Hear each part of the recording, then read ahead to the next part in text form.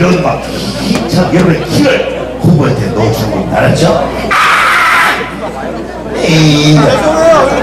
자, 저 화이트 위치장 한번 찍어볼까요? 자, 갑니다!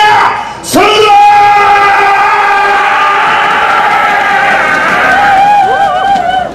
여기 있네.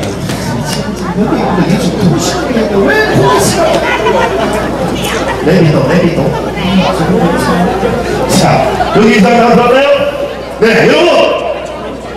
우리 홍준표 대통령을 만들기 위해서 남은 5일 동안 잠도 자지 않고 유권자를 만날 우리의 시의원, 도의원님들이십니다.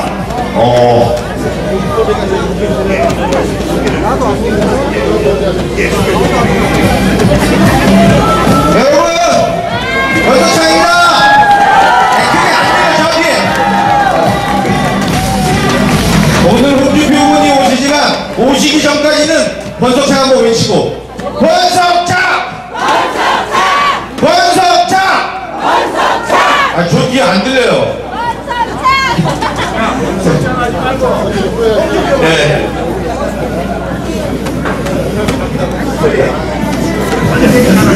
자, 이제 홍준표 후보님 오십니다.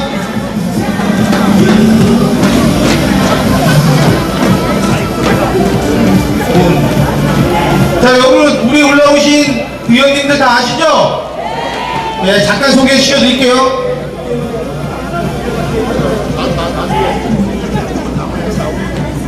자, 우리 국회의원님들 나중에 하고 신호위원 다 아실 텐데 강현상 도의원님 오셨습니다. 성평주 부장님, 이성진 의원님 오셨어요. 김영수 의원님, 김우경 의원님, 박은영 의원님 오셨어요. 빨리 있다. 엄재창 도의원님 오셨어요.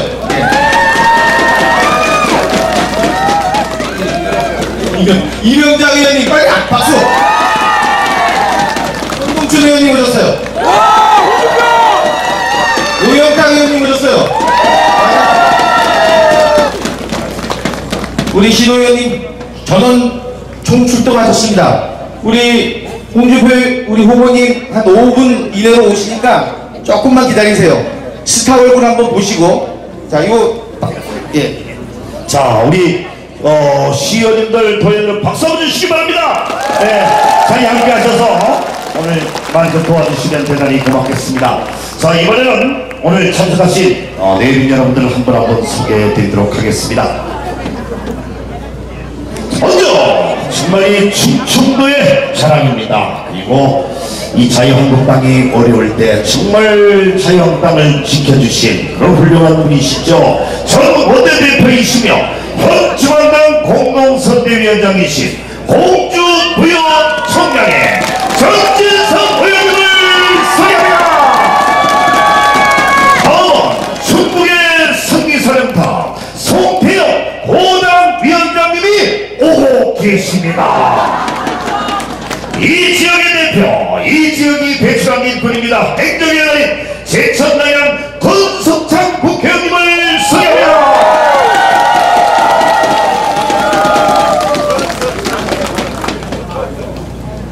자, 그러면 먼저 마이크를 정진석 국회의원님께 드려서 왜 우리는 홍준표를 선택해야 되는가, 왜 찍어야 하는가 설명을 잠깐 듣기 전에, 자, 옆에 계신 분들 저 있잖아요. 잠깐만요. 저 위에 카메라가 있죠? 그죠? 저 카메라 밑으로 찍고 있는데 자리가 좀 비어서 보기 싫어서 뉴스에 나갈 수가 없어요. 그러니까 여러분들 한 번만 좀 도와주세요. 제가 빌게요. 이 자리 이동해서 안으로 들어오시면 됩니다. 저 뒤에 계신 분 좀 당겨주시고요. 여기 계신 분들도 후보님 입구입밖에 못 봐. 정면으로 보고의 길을 받습니다. 이렇게 안으로 들어오셔서, 자, 저쪽하고 자리 많습니다. 여기 계신 분들 협조해 주시면 고맙겠습니다. 안으로 쭉 들어가서, 자, 여기 계신 분들 이 카메라 찍고 있잖아요. 그러면은 예를 들어 그런 뉴스가 안 나오겠지만 제천에 갔는데 자리가 뻑뻑뻑 빌 정도로 사람의 협조가 없었다 이러면 되겠습니까? 그러면 전국의 뉴스 다 봐. 그럼 이거 와서 도와주는 게 아니야, 여러분들. 아시겠습니까? 제철에 갔더니 빈털이 없을 정도로 10만 명 다 왔다. 제가 여기 있는 분만 말씀드리는데 집합! 자 그러세요. 집합! 아들 그렇지. 뒤에 분들 앞으로 당겨주세요. 자 그러면 사선 의원이신 정진석 국회의원님의 마이크를 열도록 하겠습니다. 우리 김정국 씨 여러분 사랑하시죠? 네! 이번 선거에서 제일 고생하는 게 우리 김정국 우리 여러분들 계속 사랑해주세요. 박수 한번 해주세요. 존경하고 사랑하는 제천 시민 여러분, 저 중앙선대위원장 맡고 있는 정진석 의원 인사드리겠습니다. 오늘 정말 구름 같은 우리 홍준표 후보를 지지하는 애국 시민들이 자리를 함께 해주셨습니다. 여러분들 5월 9일 준비 되셨습니까? 네! 누굽니까?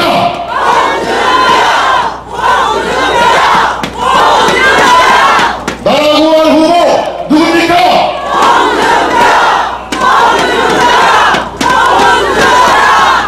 여기까지밖에. 다시 한번 누굽니까?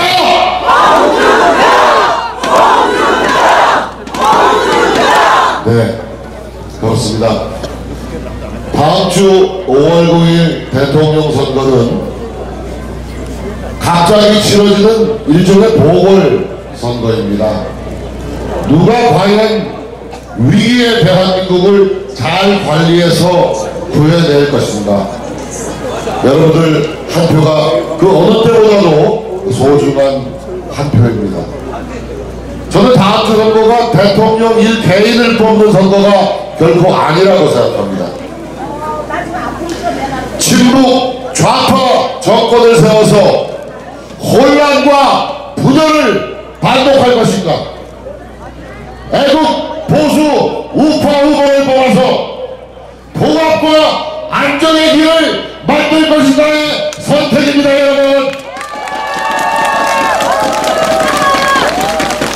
어느 세력에게 정권을 운영을 맡길 것인가의 선택인 것입니다. 여러분, 홍준표 후보, 또 심상정 후보, 유승민 후보, 문재인 후보 5명 후보가 지금 경합 중인데, 저는 5명의 후보가 모두 완전 무결한 후보라고 생각하지 않습니다. 다 장단점이 다 있는 거예요. 우리 홍준표 후보 보고 말이 거칠다 어쩌다 그러는데, 말이 좀 거칠 수는 있죠. 그러나 홍준표 후보 지금까지 내뱉은 말 중에 틀린 말 한마디도 없습니다. 여러분, 5차례의 TV 토론을 관심있게 지켜보셨을 것입니다. 숨이 일관하게 왔다 갔다 하지 않고 일관된 얘기를 전해준 후보 딱 2사람이에요. 제가 볼 땐 홍준표, 심상정 딱 2사람입니다. 맞죠? 그래서 저는 홍준표 후보의 신념과 철학과 그리고 애국심을 믿습니다. 우리 충청북도 어떤 지역입니까, 여러분? 반기문 총장 한을 풀어주셔야 되지 않겠습니까, 여러분? 여기 권석장 의원님하고 저하고 친형제처럼 여의도에서 지내고 있습니다. 반기문 총장도 같이 만났습니다. 그리고 우리가 함께 그분의 자유민주주의에 대한 신념, 애국심 확인했습니다. 그런데 그러한 반기문 총장에게 터무니없는 누명을 더 씌워가지고 계속 핥히고 긁어내린 세력이 누구입니까, 여러분? 그렇습니다. 다른 지역도 아니고 우리 충북 도민들이야말로 세계적인 인물, 충북이 만들어준 세계적인 인물 반기문 총장의 한을 풀어주시기 바랍니다. 여러분, 그분이 꿈꾸던 세상, 그분이 꿈꾸던 나라, 자유민주주의가 강물처럼 흐르는 그러한 대한민국입니다. 여러분, 친북, 종북, 좌파 세력이 아니라 애국, 우파 세력이 나라를 굳건하게 지켜내는 그런 세상입니다. 여러분, 더불어민주당의 문희상 의원이라고 계세요. 아시죠? 포청천처럼 생기신 분 있어요. 저희 경기도 의정부 분인데 이분이 얼마 전에 이런 말을 했어요. 5명 후보 중에서 깡다구가 제일 있어 보이는 후보는 그래도 앞만 봐도 기호이번 홍준표 후보더라. 더불어민주당 원로 의원이 그렇게 얘기했어요. 맞습니다. 홍준표 후보 깡다구 있습니다. 그리고 이 위기를 구현할 대통령 깡다구 100점 있어야 합니다. 여러분, 보십시오. 일본의 아베 수상, 미국의 트럼프 대통령, 중국의 시진핑 주석, 러시아의 푸틴 대통령에게 이르기까지 만만치 않은 사람들이에요.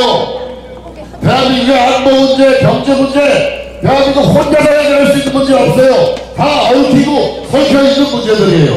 그러면 적어도 갈빈스도 항공모함 전상에서 트럼프 대통령과 맞짱 뜰 수 있는 배짱이 있는 후보 누굽니까?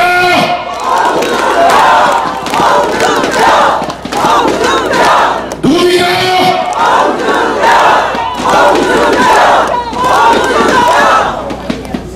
제가 충남 공주 출신인 거 아시죠? 엊그저께 문재인 후보가 다녀갔어요. 창조연설을 문재인 후보의 상황이라고 불리우는 이해찬 의원이 다녀갔어요. 이분들은 벌써 뒤에서 웃고 있어요. 자기들이 다 된 줄 알아. 우리가 가파르게 쫓아 올라가서 거의 골든 크로스를 앞두고 있는 걸 몰라요. 여러분, 모릅니다. 그리고 뭐라 그러느냐, 제가 그대로 직역해서 옮기겠습니다. 이해찬 의원이 이렇게 얘기했어요. 선거는 우리가 이겼다. 이제 보수 우파들을 괴멸시키는 일만 남았다. 여러분, 이 자리에 계신 여러분들, 나라를 사랑하시는 보수 우파 어르신들, 선배님들이라고 저는 생각합니다. 우리들이 괴멸될 대상입니까, 여러분? 이런 얘기를 듣고도 가만히 계시겠어요? 문재인 후보는 광화문 촛불 집회에서 뭐라 그랬어요? 보수 세력을 불태워 없애버려야 된다고 문재인 후보가 얘기했어요. 제가 지금 거짓말을 하고 있으면 저 선거법에 걸립니다. 자신있게 말씀드립니다. TV 토론에서도 문재인 후보는 발표됐지만 언론에도 보도가 된 바가 있는 그런 내용입니다. 여러분, 우리가 불태워 없애져 버려야 될 대상입니까? 그렇습니까? 문재인 더불어민주당 세력을 5월 9일 심판해 주시기 바랍니다. 여러분, 이 자리에는 파월, 장병, 월남 참전 용사들도 계실 것입니다. 이제 연세가 많이 드셔가지고 이제 아주 정말 행복한 노후를 보내셔야 된다고 생각합니다. 여러분, 문재인 후보가 지나가는 말로 한 것도 아니고 자기의 자서전에 뭐라고 썼습니까? 월남 패망한 거, 미국이 패배한 걸 보니까 희열을 느낀다 그랬어요. 여러분, 여기 월남 참전 용사 손 들어보세요. 손 들어보세요. 여러분들과 여러분들의 동지들이 피를 흘리고 목숨을 내서 수천 명이 돌아가신 그런 전쟁이에요. 자유, 평화, 민주주의를 구하기 위해서 그 헌신을 한 전쟁이 패배한 것을 두고 공산당 편을 두고 희열을 느낀다 그래요. 가만 놔둬야 되겠습니까, 여러분? 이런 사상을 가진 사람에게 어떻게 자유주국 대한민국의 미래를 맡길 수 있습니까, 여러분?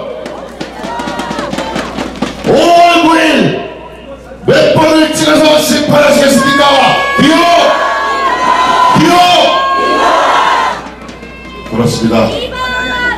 존경하고 사랑하는 제천 시민 여러분, 우리 범석창 의원과 함께 여러분들이 지켜온 우리나라 자유민주주의가 강물처럼 흐르는 아름다운 우리나라, 우리 아들딸들에게 소중하게 물려줘야 될 대한민국 꼭 지켜내겠습니다. 여러분, 그러기 위해서는 이제 마음을 정리하시고 5월 9일 투표장으로 가주셔야 됩니다. 여러분, 그리하여 마침내 우리가 승리했노라고 하는 승리의 노래를 다 함께 부르게 되기를 간절히 바랍니다. 여러분, 감사합니다. 반갑습니다. 네, 얼굴도 잘생기시고 말씀도 잘하시고. 제가 고향이 경상도인데요. 이번에는 홍준표 대통령 만드시고 다음에는 저분 충청도분을 좀 대표합니다. 그때는 제가 목숨을 한번 띄워보겠습니다. 홍준표 대통령 당선되시면 박 대표 최소한 국무총리하십니다. 자, 후보들이 입장을 하고 있습니다. 여러분, 손을 흔들어 환영해 주시기 바랍니다. 네, 당당한 후보 서민 대통령 홍준표 후보가 제천 시민 여러분에게 인사드리러 왔습니다. 시민 여러분, 악수를 해주십시오. 손을 흔들어 주시기 바랍니다. 열어를 합시다. 대통령 홍준표, 대통령 홍준표, 대통령 홍준표, 대통령 홍준표, 대통령 홍준표. 우리의 대통령 홍준표 후보에게 양손을 흔들어 환호해 주시기 바랍니다. 제천 시민 여러분, 대단히 고맙습니다. 홍준표 후보가 여러분께 인사드리러 연단에 입장하고 있습니다. 다시 한번 환호해 주시기 바랍니다. 네, 여러분들 손을 들어 뜨거운 마음으로 환영해 주시기 바랍니다. 대통령! 대통령! 대통령! 대통령! 여러분, 다시 한번 손을 들어 환영해 주시기 바랍니다.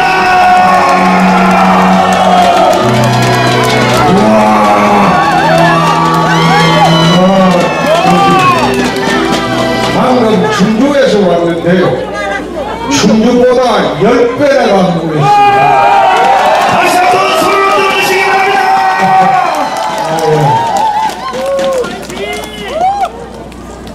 이제 오늘 그 사전투표 하죠? 사전투표 갔다 오셨습니까? 오늘 내일까지 사전투표를 합니다.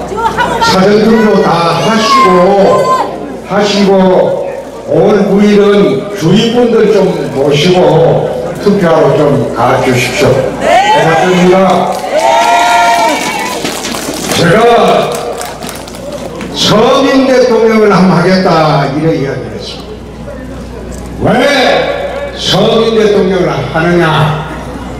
아마 대한민국 현재 대통령 선거사상 서민 대통령 하겠다고 한 사람은 저밖에 없을 겁니다. 아무도 서민 대통령 이야기를 한 일이 없습니다. 제가 서민 대통령을 꼭 한번 해보겠다 이렇게 이야기하는 것은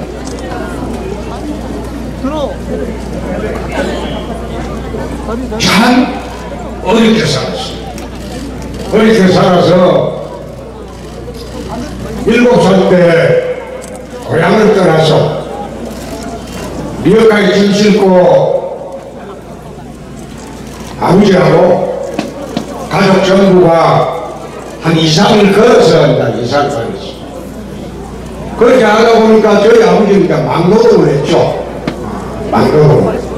막노동 해가지고 이제 먹고 살다 보니까 참 굶기도 많이 굶었고, 그 당시에는 또 보릿고개 마지막 세대, 저 봉대 되면 먹을 게 없어요. 이게 장미를 얻었어. 장미. 여아마 어르신들께 장미라고 할 겁니다. 봄에 나락이나 어리살 한 마리 얻으면, 한 가마니 얻으면 가을 되면 그걸 한 가마니 반을 줬어요. 가을 되면 한 가마니 반을 갚아야 돼요. 봄 되면 먹을 게 없으니까 그렇게 해서 먹고 살았어요. 그러다가 마지막 이사를 간 곳이 울산입니다. 그 당시 호흡단지가 새로 생기게 되면서 전국 사람들이 먹고 살기 위해서 울산으로 몰려들었습니다. 울산 가가지고 저희 아버지는 현대조선소에 밤에 야간 경비를 했습니다. 야간 경비를 했는데 그 당시에 지금 정규직도 아니고 임시로 야간 경비를 하는 거죠. 근데 그 당시에 74년도에 현대조선소 야간 경비원의 일당이 800원이었습니다.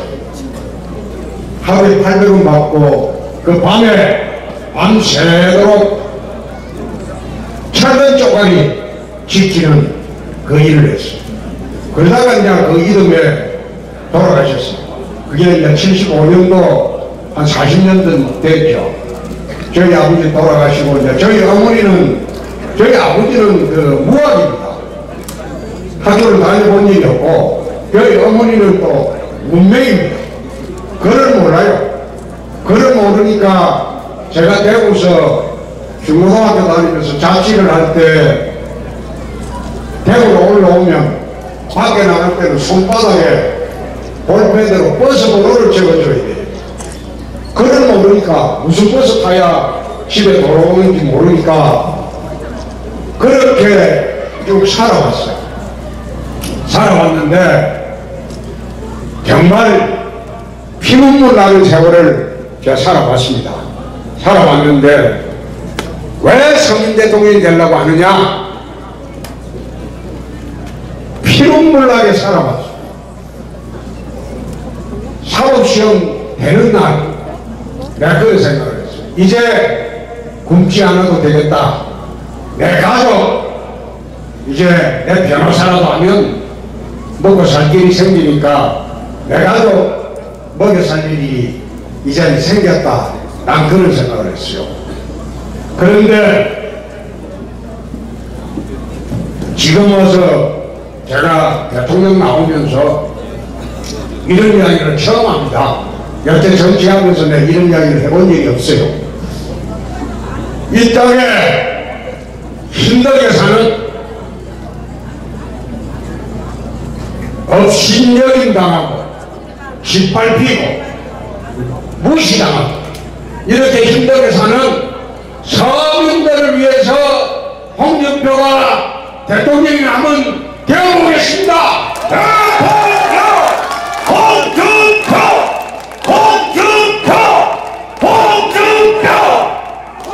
요즘 젊은이들이 일이 안 풀리면 부모님 탓하고 또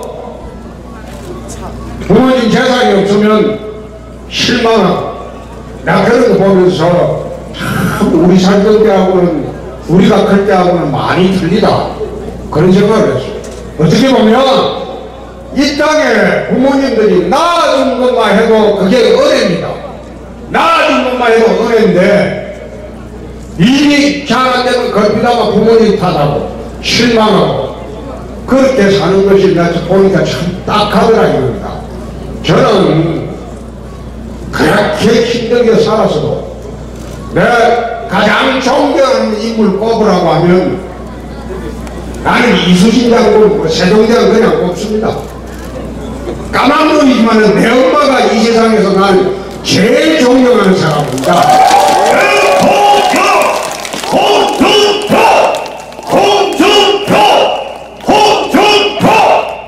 이 땅의 어머니들이 자식들을 위해서 얼마나 희생을 합니까? 우리 서민들의 꿈이라는 게 내년에는 이렇게 어렵게 살았다. 정말 업신여김도 당하고 큰 소리도 못 치고 무시당하고 이렇게 살아도 내 자식 때만큼은 출세했으면 좋겠다, 잘 살았으면 좋겠다, 부자로 살았으면 좋겠다. 이게 이 땅의 서민들의 나는 꿈이라고 생각합니다. 홍준표 대통령. 그래서 제가 검사 그만두고 정치권에 들어와서 지난번에 경남지사로 4년 4개월 전에 내려갔을 때 제 어릴 때 힘들었던 거, 제 대학 때 고아감이 힘들었던 걸 생각해서 내 경상남도만 서민자녀 교육 지원 사업을 했어요.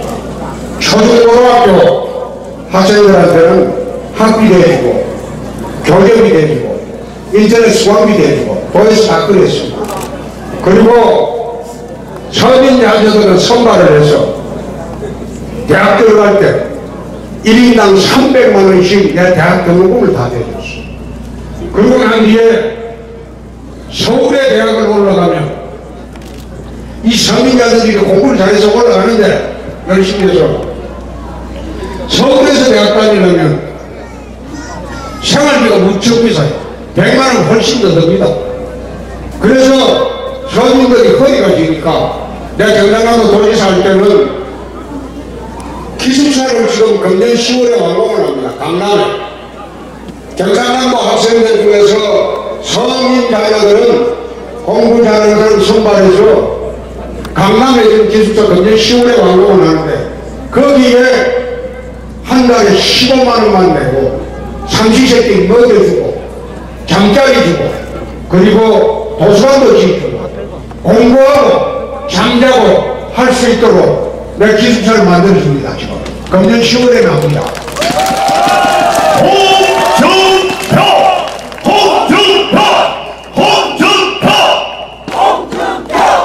복지라는 게 그렇습니다. 좌파들이 이야기하는 복지는 그냥 국민들한테 막 퍼주자 이거예요. 똑같이 퍼주자거든요. 똑같이 뭐 부자나 가난한 사람 가질 것 없이 똑같이 퍼주자. 이거는 공산주의의 배급제도입니다. 이거는 복지 아니에요. 나는 경상남도 있을 때 복지를 어떻게 했냐, 가난하고 힘들고 못 살고 이 사람들한테만 돈 집중적으로 지원하고 이 사람들이 힘들면 넘어지면 이렇게 세우고 또 넘어지면 또 이렇게 세워주고 그렇게 복지를 내 서민 복지를 했습니다. 우리 경상남도만. 좌파들이 이야기하는 똑같이 나눠주자, 그거는 공산주의 복지입니다. 이 자본주의 복지라는 것은 제대로 하려면 힘들고 가난하고 못 살고 나이 들어서 움직일 수 없고 이런 분들만 골라서 정말 10만원 줄 거 똑같이 부자들은 좀 먹고 살만하면 안 준다 이거야. 먹고 살만하니까 안 받아도 돼요. 그래가지고 그 사람들만 집중적으로 나는 지원을 했어요. 대한민국의 복지라는 것은 서민들을 말하자면 빈곤의 차를 해소해야 됩니다. 가난하고 힘들고 못 사는 사람을 다시 이렇게 세울 수 있도록 정부가 똑같이 30만원 준다면 좀 먹고 살만한 사람은 안 주고 그 사람들 돈을 정부 30만원 주는 게 60만원을 줘보라. 그러면 얼마나 서민들이 살기가 편하겠습니까?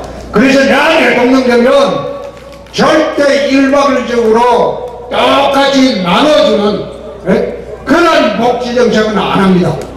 그런 복지정책은 안 하고 먹고 살만한 사람은 돈 안 줘도 돼요. 대한민국에 먹고 살만한 분들한테는 자유를 주는 거예요. 대한민국의 부자들은요 눈치보기 삽니다. 하루 종일 해외에 놀러 1년 12년 나가고 싶어도 눈치 보이거든요. 골프 하루 종일 치고 1년 12년 치고 다니고 싶어도 눈치 보여요.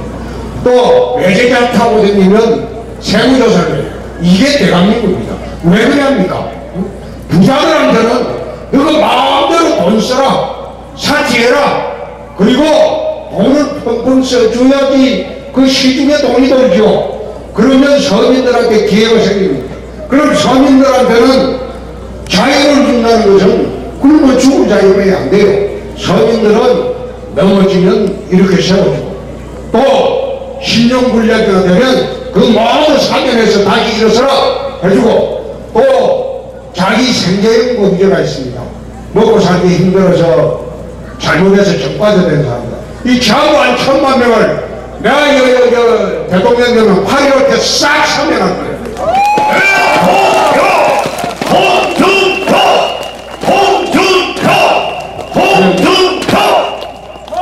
그래서 제가 서민 대통령을 한번 해보자는 겁니다. 서민 대통령을 한번 해보자. 대한민국 서민들이 정말 행복하고 참 돈이 없어도 꿈과 희망이 있어가지고 내 자식 때는 잘 되겠지 이런 희망을 갖고 살 수 있는 게 나는 서민들의 꿈이라고 생각합니다. 그리고 두 번째 서민들의 꿈이라는 것은 도시 가보면 오두막살이라도 좋으니까 내 집 한번 가져보자 그 뜻입니다. 내 집 값이 좀 수월하게 해주는 것 그것도 서민들의 꿈이라고 생각합니다. 그래서 제가 대통령이 될 때는 서민 대통령 한번 해보자 그 뜻입니다. 두 번째, 지금 남북관계가 굉장히 위험합니다. 우리나라 언론은 지금 이게 문재인한테 불리할까 싶어서 전혀 언론에 나오고 있지 않은데 굉장히 지금 위태롭습니다. 최근에 트럼프가 사드 배치 원래 그게 정부 간 합의로 돈을 안 받기로 했어요. 그런데 느닷없이 10억을 내놔 1조를 내놔 왜 그런 이야기를 하는가 하면 지금 분위기가 세계 전체의 분위기가 좌파가 몰라 다 했어요. 남미에도 몰라겠죠. 유럽에도 몰라 그랬죠. 좌파들이 다 무너졌어요. 유일하게 대한민국만 지금 좌파들이 덕세를 해서 이 좌파공화국이 되겠다. 친북 정권이 들어오겠다. 그 판단이 있으니까 사드 배치하는 게 10억을 내라. 이렇게 요구를 해놓은 겁니다. 그게 무슨 뜻이냐면 문재인이 들어오면 사드 배치 반대를 하니까 사드 빼간다. 빼가고 한미동맹도 깰 수가 있다. 친북 정권이 들어오면. 그리고 북의 핵시설을 폭격하겠다. 북의 핵시설 폭격하면 북한 애들이 가만히 있겠어요? 남쪽에 가만히 있겠어요? 가만히 있어요. 그러면 군사 문제가 일어납니다. 말하자면 트럼프 생각은 일본, 필리핀, 베트남, 인도로 방어선을 대중국 방어선을 낮추겠다. 그것이 얼마 전에 펜스가 부통령 오기 전에 미국에서 이미 계획이 되었어요. 6.25 때 H7-9이라고 했어요. 한국 방위를 밑으로 일본으로 꺼내리는 바람에 북에서 오판하고 쳐들어온 게 그게 6.25 전쟁입니다. 그런데 6.25 때하고 똑같은 상황을 좌파 정부 들어오면 만들 수 있다. 경고를 한 게 첫 번째 이야기하는 게 사드 배치 10억불 내라. 이게 억지를 쓴 겁니다. 우파 정부가 들어오면 한미 협상을 통해서 이게 전부 정리가 될 수 있어요. 그런데 워낙 지금 방송, 신문 전부 자체적으로 기울어져 가지고 그래 있으니까 미국에서 가만히 판단하니까 이게 좌파 정부가 들어올 수도 있다. 그러니까 우선 처음에 고리를 걸어놓은 겁니다. 그래서 저희들이 생각하기에는 나라가 참 위태롭다. 친북 정권이 문재인 정권이 들어오면 이 나라가 참 위태롭겠다. 그래서 친북 정권은 막아야 하지 않겠나. 그 뜻에서 5월 9일날 여러분들의 심판이 기량입니다. 오늘 아마 사전투표 좀 하고 오셨을지 모르겠습니다만 안 하신 분들은 내일이라도 가서 사전투표 하시고 5월 9일은 전부 가족 모두 우리 개정 시민 여러분들이 이제 투표장에 가서 5월 9일 경비원 아들도 대통령이 된다!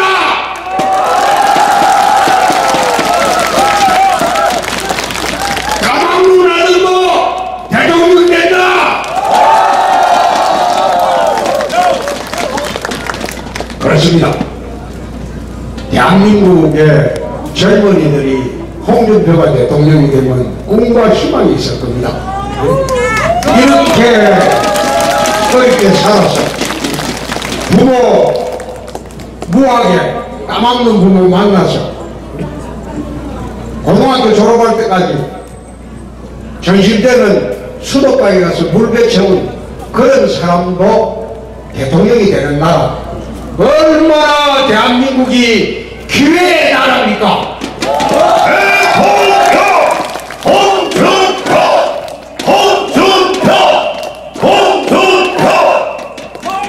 그래서 제가 한번 그 이야기를 드립니다. 꼭 그 5월 9일날 우리 가서 투표장에 가서 내일 하셔도 좋고 그 경비원 아들 대통령 만들어 봅시다. 그리고 부려먹으면 되잖아요. 부려먹으면 지금 대통령이 옛날 대통령하고 달라가지고 국민 앞에 군림하는 대통령이 아닙니다. 국민 앞에 군림하는 대통령 시대가 이미 아닙니다. 이미 아니고 문재인이가 되면 상황이 누가 됩니까? 그걸요 이해찬이라는 사람이 상황이 됩니다. 네? 그거 보수 개멸시키고 또 문재인이는 보수 불태운다고 했잖아요. 그럼 문재인이 되면 나는 거슬리지 않습니다. 나는 화양시키겠다는 거예요. 불에 태워주겠다는 거예요. 그리고 안철수는 그거는 뭐 어린애 끝에서 될 리가 없지만 나는 그 토론해보니 꼭 초등학교 반장에서 다니는 거잖아요. 토론하는 수준이. 그런데 안철수가 되면 그 상황이 박지원이가 되거든요. 그런데 홍준표가 대통령이 되면 이 나라 국민이 상황입니다.